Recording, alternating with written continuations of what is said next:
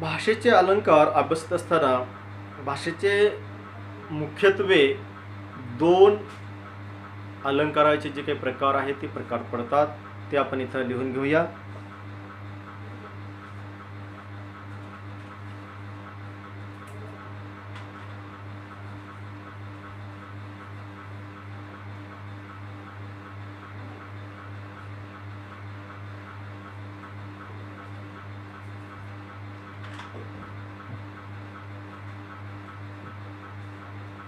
भाषेचे अलंकार.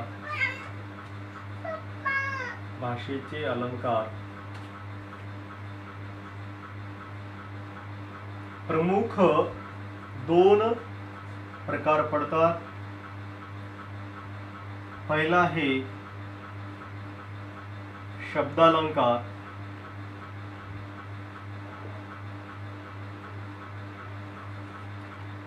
शब्दालंकार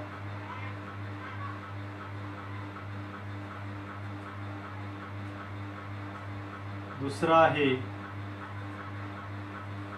अर्थालंकार. शब्दालंकार आणि अर्थालंकार.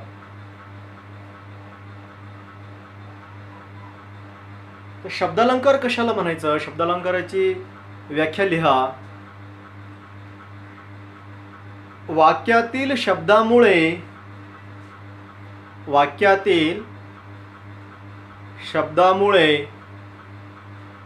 किंवा शब्दातील अक्षर रचनेमुळे, वाक्यातील शब्दामुळे किंवा शब्दातील अक्षर रचनेमुळे भाषेच्या ओळी वाचताना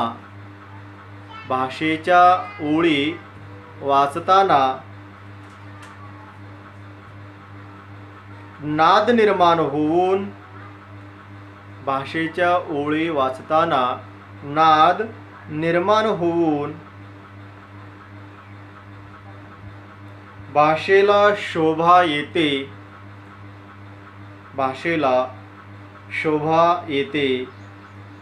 त्यास शब्दालंकार असे म्हणतात.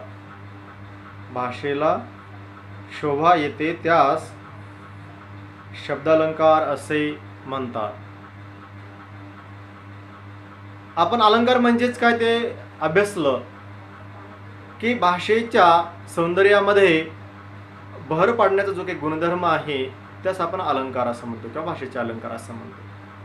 आता या भाषेच्या अलंकाराचे दोन प्रकार आहेत. एक शब्दालंकार आहे आणि दुसरा आहे अर्थालंकार.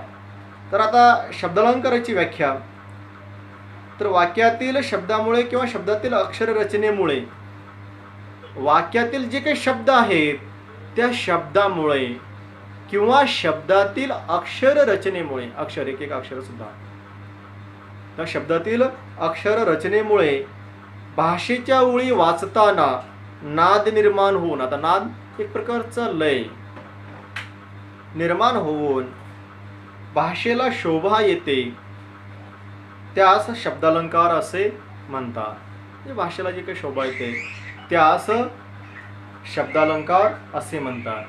तर ही शब्दालंकाराची व्याख्या झाली.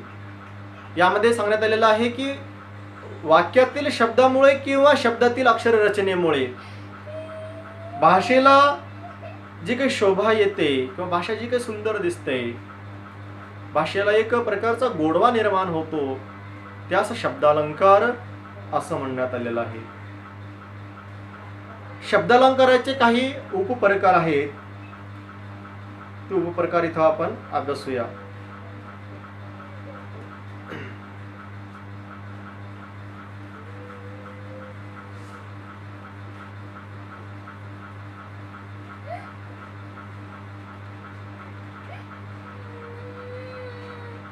शब्दालंकाराचे प्रकार.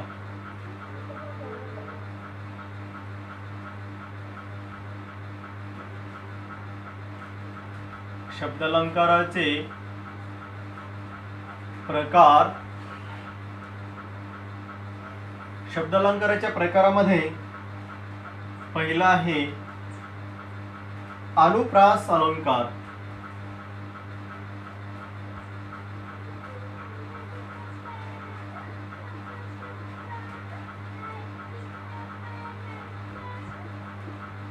अनुप्रास अलंकार. शब्दालंकारामधील हा पहिला असणारा हा प्रकार आहे. व्याख्या लिहा. जेव्हा एखाद्या वाक्यात किंवा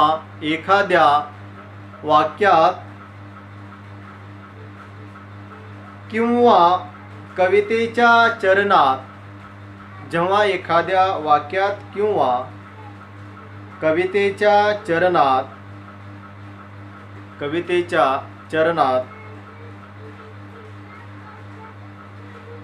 एखाद्या वर्णाच्या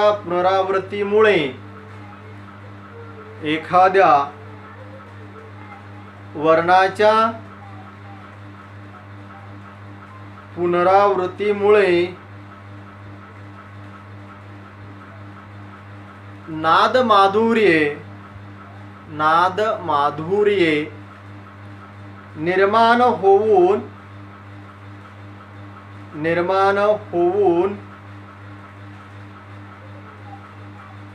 त्या वाक्य किंवा चरणाला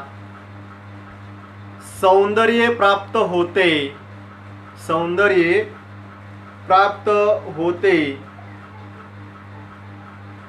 तेव्हा अनुप्रास हा अलंकार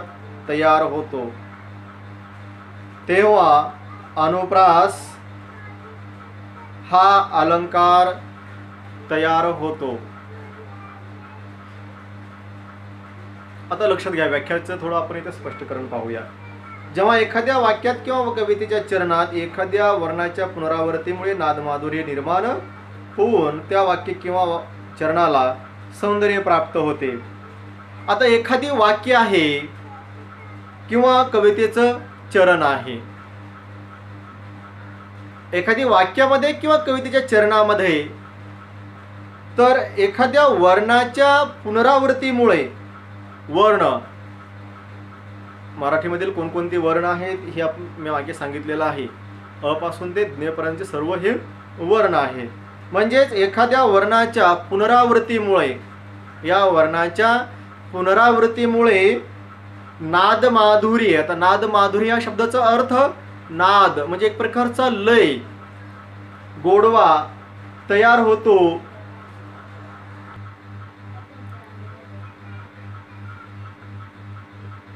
जेव्हा एखाद्या वाक्यात किंवा कवितेच्या चरणात एखाद्या वर्णाच्या पुनरावृत्तीमुळे नादमाधुर्य निर्माण होऊन त्या वाक्य किंवा चरणाला सौंदर्य प्राप्त होते. बघा, एखाद्या वाक्यामध्ये किंवा कवितेच्या चरणामध्ये जर एखाद्या वर्णाच्या पुनरावृत्ती, आता वर्णाची पुनरावृत्ती म्हणजेच काय, एखादा वर्ण परत परत येणे. कोणताही वर्ण, मग समजा तो वर्ण परत परत त्या वाक्यामध्ये त्या चरणामध्ये येऊन एक प्रकारची लय किंवा नाद निर्माण होतो आणि त्या वाक्याला किंवा कवितेच्या चरणाला सौंदर्य प्राप्त होतं.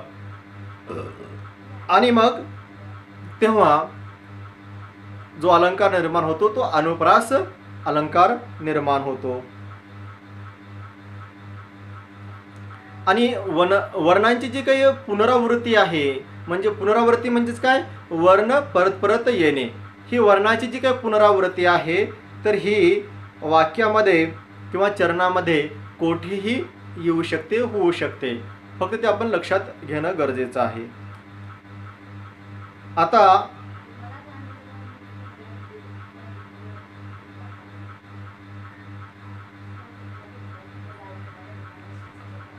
एक उदाहरण आपण इथे घेऊया हा अलंकार समजण्यासाठी. अनुप्रास अलंकार.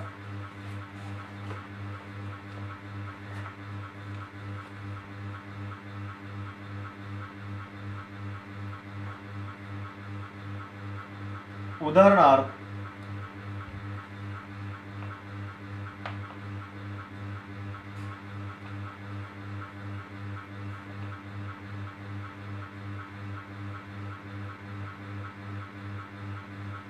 देवा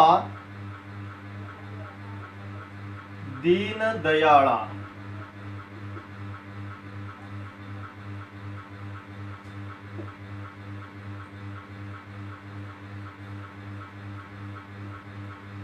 दूर द्रुत दास, दूर द्रुत दास,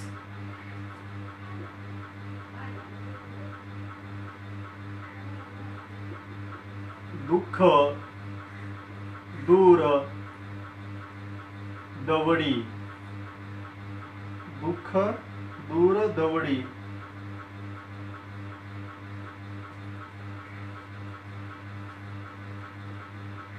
शांतीच मजदे, शांतीच मजदे,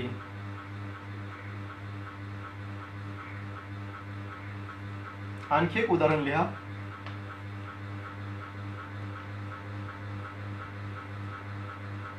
गडद निळे,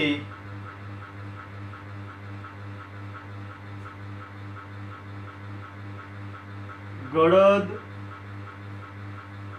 निळे, गडद निळे, गडद निळे, जलद भरुनी, जलद भरुनी, जलद भरुनी आले.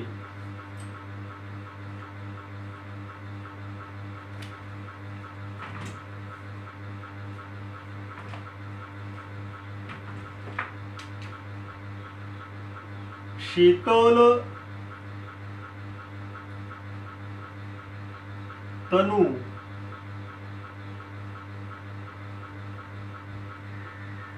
शीतल तनु, चपल चरण, चपल चरण, चपल चरण,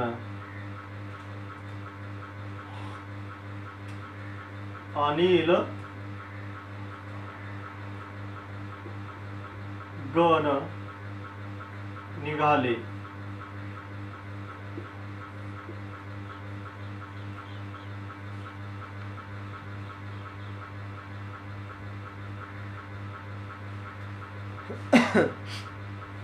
आता हे दोन उदाहरणं आपण इकडं घेतलेली आहेत. बघा, लक्ष द्या.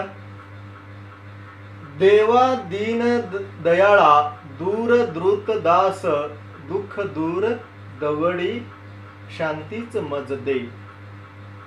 अशा प्रकारचं हे उदाहरण आहे. इथं अनुप्रास अलंकार या दोन्ही काव्यपंक्तीमध्ये निर्माण होतो.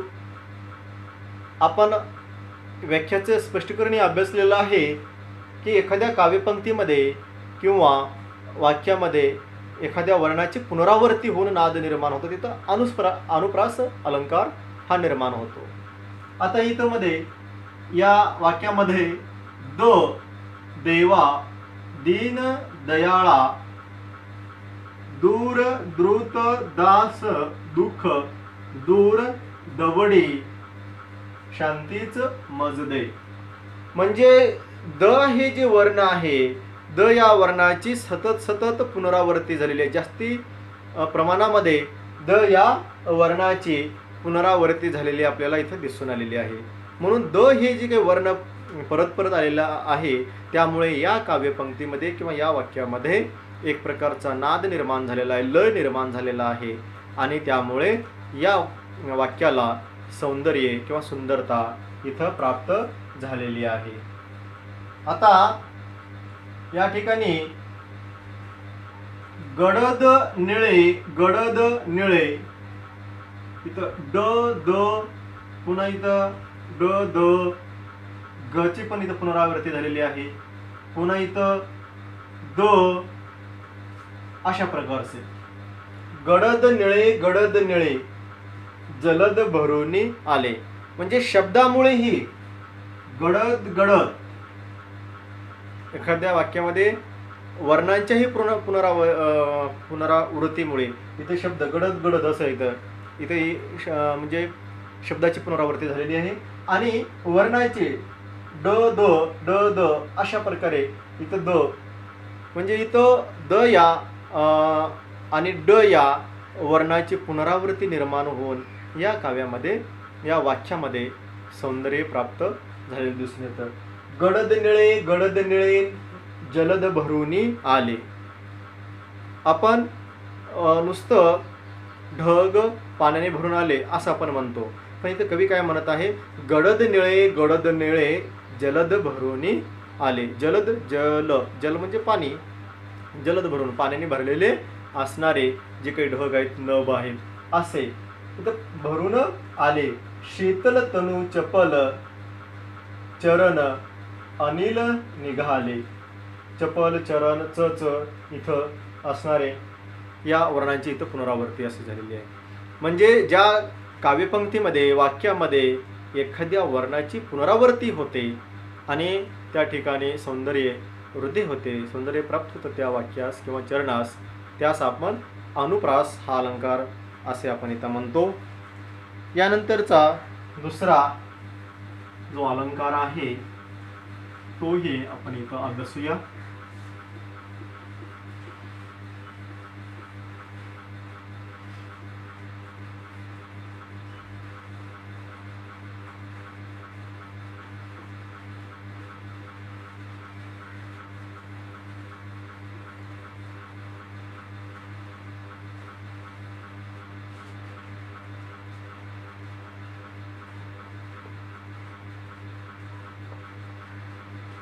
दुसरा जो प्रकार आहे यमक अलंकार. यमक अलंकार किंवा यमक शब्द अलंकार. आपण शब्दालंकाराचे प्रकार अभ्यासत आहोत. व्याख्या लिहा. कवितेच्या एका चरणाच्या शेवटी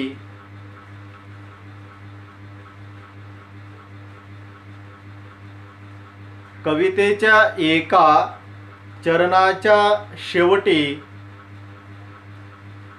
मध्ये किंवा ठराविक ठिकाणी, कवितेच्या एका चरणाच्या शेवटी मध्ये किंवा ठराविक ठिकाणी आलेले अक्षर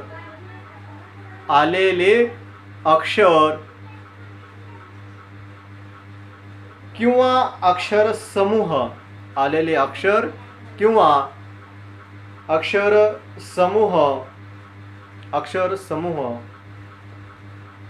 पुन्हा दुसऱ्या चरणात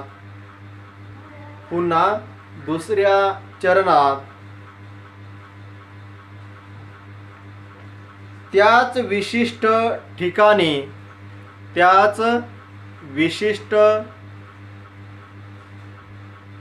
ठिकाणी पुनरावृत्ती होऊन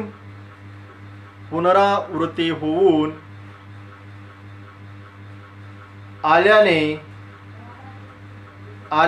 काव्यरचनेस सौंदर्य प्राप्त होते.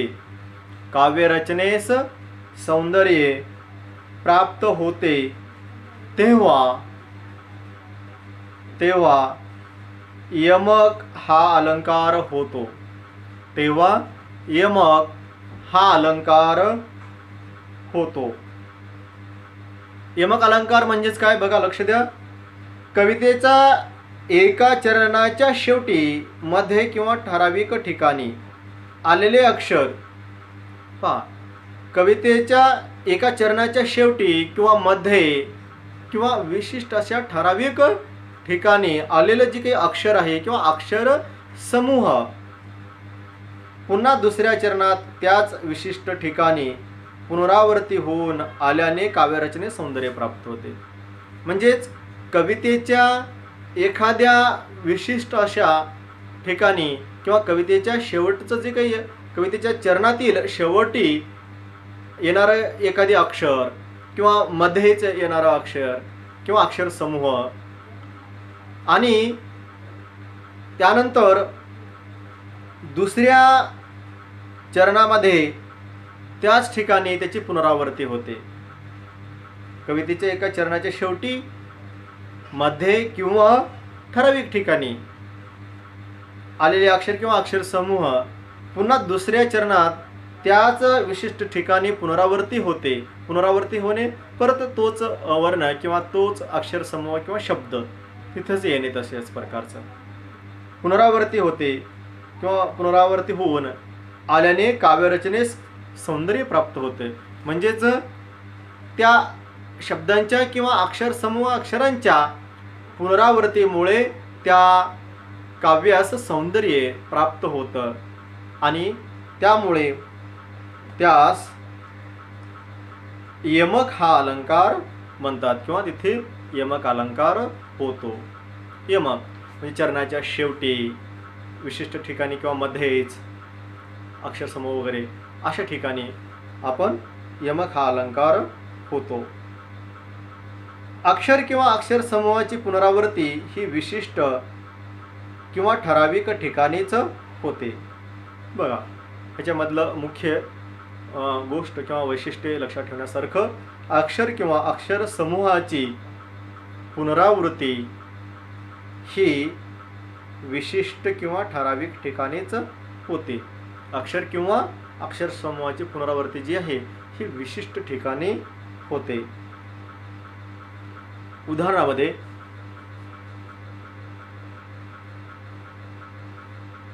उदाहरण क्रमांक 1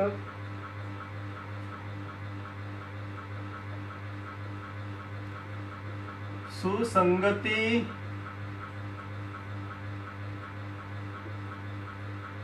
सदा घडो. सुसंगती सदा घडो. सुसंगती सदा घडो.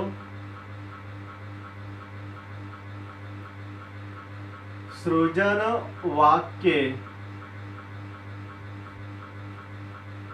कानी पडो.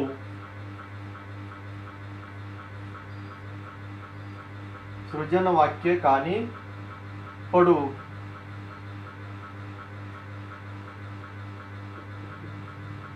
कलंक कलंक मतीचा झडो. कलंक मतीचा झडो. विषय सर्वथा. विषय सर्वथा नावडो. विषय सर्वथा नावडो. दुसरे एक उदाहरण लिहा.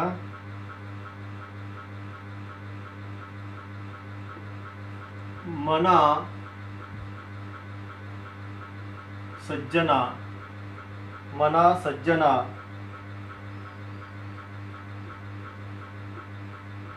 भक्ती पंथेसी.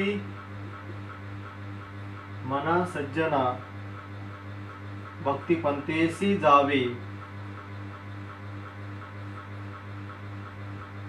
भक्ती पंथेसी जावे.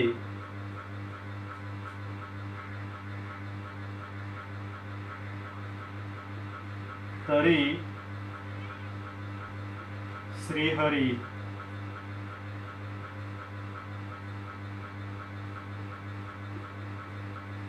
पाविजे तो स्वभावी.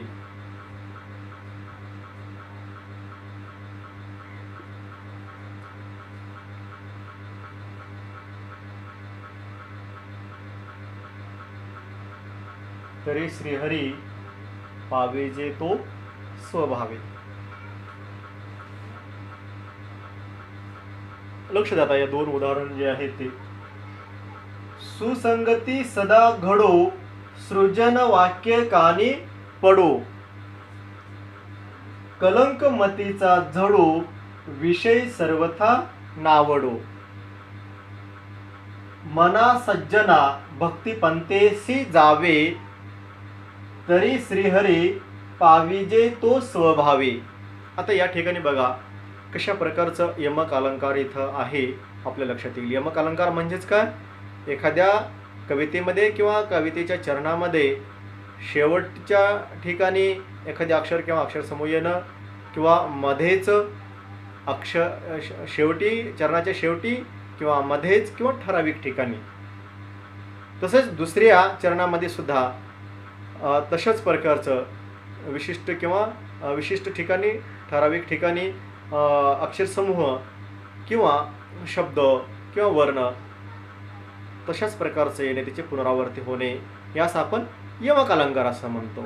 आता इथे बघा, सुसंगती सदा घडो, या इथं घडो, इथं ड झालेलं, इथं परत इथं सृजन वाक्य कानी पडो, कलंक मतीचा झडो, विषय सर्वता नावडो. आता ही जे वर्ण आहेत, या वर्णांची पुनरावृत्ती विशिष्ट अशा ठिकाणी झालेली आहे. म्हणून ही शेवटी चरणाच्या शेवटी वगैरे येणारे हे अक्षर जे ते यमक आहेत. म्हणजे नंतर दुसऱ्या चरणामध्ये सुद्धा अशाच ठिकाणी इथं आलेले आहेत. म्हणून हे इथं यमक हा अलंकार होतो. मना सज्जना भक्ती पंथेसी जावी, तरी श्रीहरी पाविजे तो स्वभावे. याही काव्य पंक्तीमध्ये बघा, मना सज्जना भक्ती पंथेसी जावे, चरणाच्या शेवटी, तरी श्रीहरी पाविजे तो स्वभावे. इथे ही चरणाच्या शेवटी तेच इथं अक्षर आलेले आहे. इथे हा यमक अलंकार इथं निर्माण होतो. अशा प्रकारचं हे जे इथंही जावे आणि इथंही, म्हणजे इथं जावे, इथं स्वभावे, इथं वे आणि इथं सुद्धा वे या शब्दामध्ये इथं आलेलं आहे. म्हणून असं जे काही येणारे जे काही वर्ण इथं आहेत आणि त्यामुळे इथं अलंकार हा यमक अलंकार इथं निर्माण होतो. विद्यार्थी मित्रांनो, आपण हा जो काही यमक अलंकार आहे, हा यमक अलंकार मराठी साहित्यामध्ये किंवा मराठी व्याकरणात, मराठी भाषेमध्ये, मराठीच्या साहित्यामध्ये जे काही मोठ्या प्रमाणामध्ये आज निर्माण होणारे जे काही साहित्य आहे, जसं आता आधुनिक असणारे कवी वगैरे मोठ्या प्रमाणामध्ये यमक अलंकाराचा उपयोग करून काव्यरचना करत असलेलं आपल्याला दिसून येतं. जसे की 2000 सन 2000च्या नंतर मोठ्या प्रमाणामध्ये यमक अलंकाराचा उपयोग मराठी साहित्यामध्ये, मराठीच्या काव्यक्षेत्रामध्ये झालेला आपल्याला दिसून येत आहे. आणि हा जो काही यमक अलंकार आहे, याही अगोदर जर पाहिलं तर संत साहित्य जे आहे, संत साहित्यामध्ये म्हणजेच संत साहित्यात मुख्यत्वे करून यमक अलंकाराचा उपयोग झालेला आपल्याला दिसून येतं.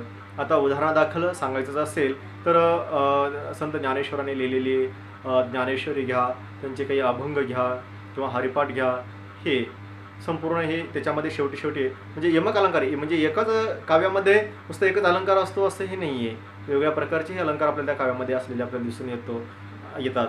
तर ज्ञानेश्वरांनी ज्ञानेश्वरीमध्ये जे लेखन वगैरे केलेलं आहे त्या काव्यपंक्तीमध्ये आपल्याला यमक अलंकार दिसून येतो.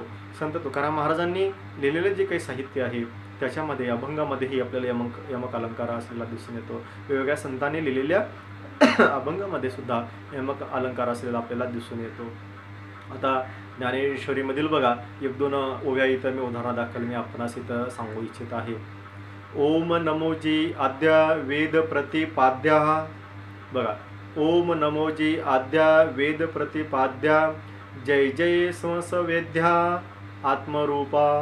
आता इथं ओम नमोजी आद्या वेद प्रतिपाद्या म्हणजेच पहिल्या चरणाच्या शेवटी, दुसऱ्या चरणाच्या शेवटी इथे यमक अलंकार म्हणजे तोच वर्ण इथं त्याच वर्णाची पुनरावृत्ती झालेली आपल्याला इथं दिसून येते. म्हणजेच चरणाच्या शेवटी मुख्यत्वे करून विशिष्ट ठराविक ठिकाणी ओम नमोजी आद्या वेद प्रतिपाद्या, जय जय संसवेद्या आत्मरूपा, देवा तुची गणेशो सकल मती प्रकाशो. अशा प्रकारचं म्हणजे जे काही चरण आहेत हे चरणाच्या शेवटी येणारे जे काही अक्षर आहेत, हे जे अक्षर यामुळे यमक अलंकार इथं निर्माण होतो. अशा प्रकारचे अनेक उदाहरणं आपल्याला इथं सांगता येतात. या ठिकाणी आपण यमक अलंकार हा जो आहे याचे 2 उदाहरणं आपण इथं घेतलेली आहेत.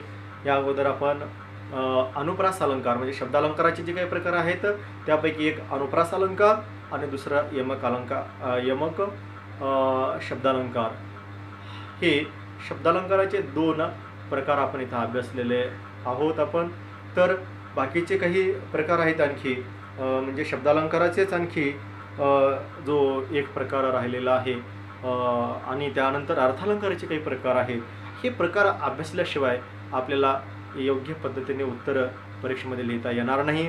म्हणून हे जे काही आज आपण अलंकाराचे जे काही प्रकार आपण अभ्यासलेला आहे, व्याख्या अभ्यासलेल्या आहेत, हे चांगल्या प्रकारे तुम्हाला होमवर्कमध्ये लिहावायचं आहे आणि याचा चांगला अभ्यास करावायचा आहे. कारण अशा प्रकारचे प्रश्न परीक्षेमध्ये निश्चित स्वरूपामध्ये येतात. म्हणून आपण याकडे दुर्लक्ष न करता चांगल्या प्रकारे याचा अभ्यास करणे गरजेचं आहे. धन्यवाद.